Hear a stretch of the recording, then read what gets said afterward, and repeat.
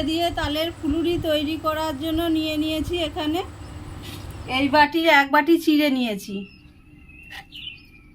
এবার এটাকে জল দিয়ে ভালো করে ধুয়ে নেব।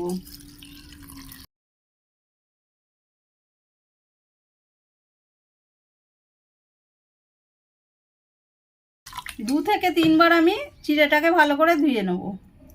2 থেকে 3 বার আমি ধুয়ে ভালো করে জলটা ফেলে দিয়েছি। এবার দিয়ে দেবো ওই বাটিরই 1/2 বাটি ময়দা, 1/2 চামচ লবণ, 1/2 বাটি চিনি,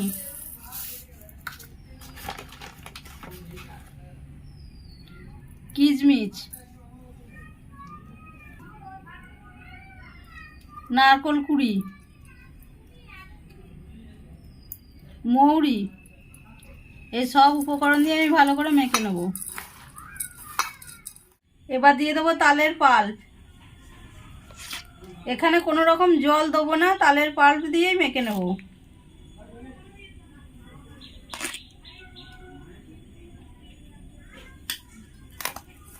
অল্প অল্প করে দিয়ে আমি মেখে নিচ্ছি। দেখুন আমি তালের পাল্প দিয়ে মেখে নিয়েছি। এবার আমি 10 মিনিট এটাকে ঢাকা দিয়ে রেখে দেবো চিনিটা গলে যাওয়ার জন্য। এদিকে গ্যাসে একটা কড়াই বসিয়ে নিয়েছি, তাতে দিয়ে দিয়েছি সাদা তেল বা রিফাইন অয়েল। আর আমি এদিকে রেস্টে রেখেছিলাম 10 মিনিট। এটা 10 মিনিট হয়ে গেছে। এবার আমি ফুলুরিটা ভেজে নেব।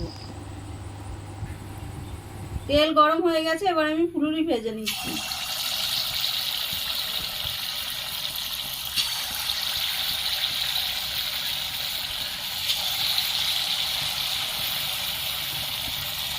এবার ফুলুরিগুলো উল্টে দেবো।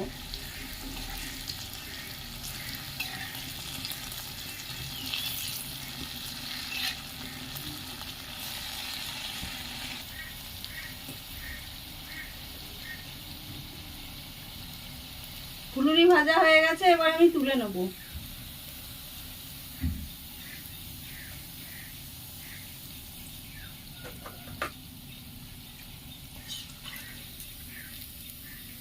এবার বাকি ফুলুরিগুলো আমি ভেজে নেব। দেখুন বন্ধুরা, আমার চিড়ে দিয়ে তালের ফুলুরি তৈরি হয়ে গেছে। এই ফুলুরিটা আপনারা অবশ্যই বাড়িতে বানিয়ে দেখবেন। আর এই ফুলুরিটা গরম গরম পরিবেশন করবেন। আর আপনাদের যদি ভালো লাগে তাহলে আমাকে একটা লাইক, শেয়ার, সাবস্ক্রাইব করবেন।